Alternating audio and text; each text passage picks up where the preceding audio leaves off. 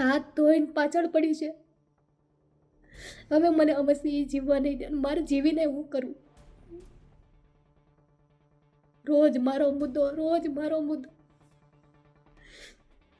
એક પછી એક ગુનામાં ફિટ જ કરવા મળી છે. હું મારી જિંદગીનો અંત લાવું છું.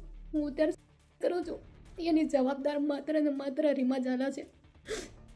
મને યોગ્ય ન્યાય આપવામાં આવે. ભાવનગરનો ચર્ચિત કેસ નયના બારૈયાનો કેસ, જે રીતના નયના બારૈયા ઉપર આક્ષેપો થયા, ધરપકડ થઈ, કેસ થયા, એક પછી એક થયેલા કેસ અને કોન્સ્ટેબલ જ્યારે સસ્પેન્ડ થયા ત્યારથી ખૂબ ચર્ચામાં હતા. નયના બારૈયાના અલગ અલગ કેસ પછી ગઈકાલે સૌથી મોટો ઘટસ્ફોટ એમના પ્રેમ પ્રકરણનો થયો.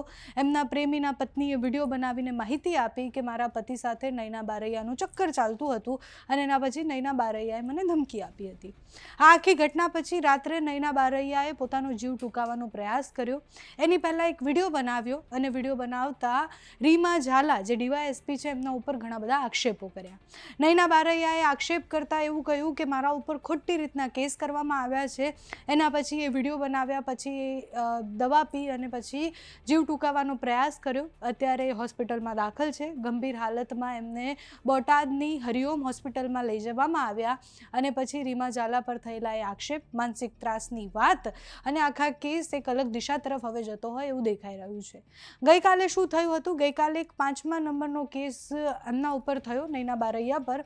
જ્યારે ફરજ બજાવતા હતા એના પછી એમને સસ્પેન્ડ કરી દેવામાં આવ્યા, કારણ કે એટ્રોસિટીના ગુના હેઠળ જે આરોપી હતા એને એમને ઘરમાં સ્થાન આપ્યું હતું, એટલે ઘરમાં એમને રાખ્યા હતા. એ ગુના હેઠળ એમની ધરપકડ થઈ. એના પછી સિમ કાર્ડ રાખવાનો ગુનો કે પછી અલગ અલગ ગુના હતા. એ અલગ અલગ ગુના હેઠળ એમના ઉપર કેસ ચાલ્યો. જામીનમાંથી બહાર આવ્યા હતા. એના પછી એમને ભાવનગરમાં પગ ના મૂકવાની શરતે જામીન મળ્યા હતા, એટલે બોટાદમાં એક જગ્યાએ રહી રહ્યા હતા.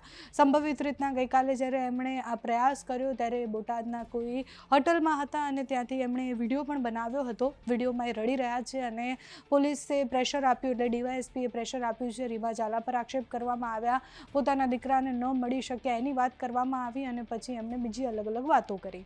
એ 12 મિનિટનો લાંબો વિડીયો છે અને વિડીયોના અંતે એવું કહે છે કે મારી પાસે જીવવા માટે હવે કશું બચ્યું જ નથી. ગઈકાલે શું થયું હતું? તો ગઈકાલે 1.5 વર્ષ જૂનું એક પ્રેમ પ્રકરણ નયના બારૈયાનો હતો.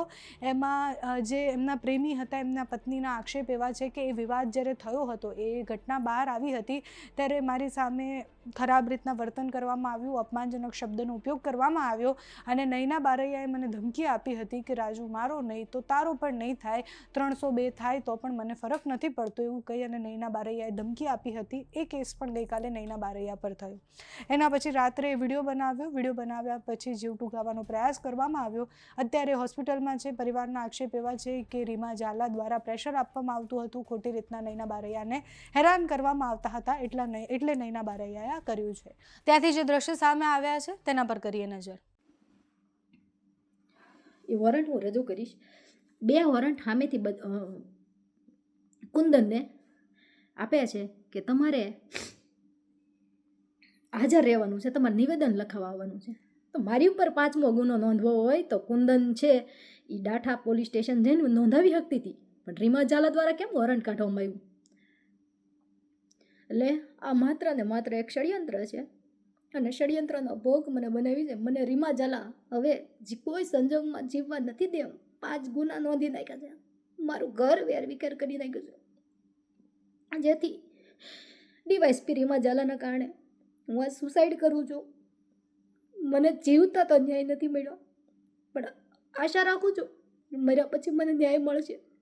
5 ગુનામાં કે જે મારો 1% રોલ નથી હોતો, ત્યાં એક પછી એક ગુનાઓ નોંધે છે રીમા ઝાલા. અને હજી રીમા ઝાલા કેટલા ગુના નહીં નોંધે એની હજી મને ખાતરી નથી.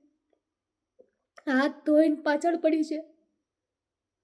હવે મને અમસ્તી જીવવા નહીં દે. મારે જીવીને હું કરું? રોજ મારો મુદ્દો એક પછી એક ગુનામાં ફિટ જ કરવા મળી છે. હું મારી જિંદગીનો અંત લાવું છું. હું અત્યારે કરું છું એની જવાબદાર માત્ર ને માત્ર રીમા ઝાલા છે. મને યોગ્ય ન્યાય આપવામાં આવે. બસ. જય હિન્દ, જય ભારત.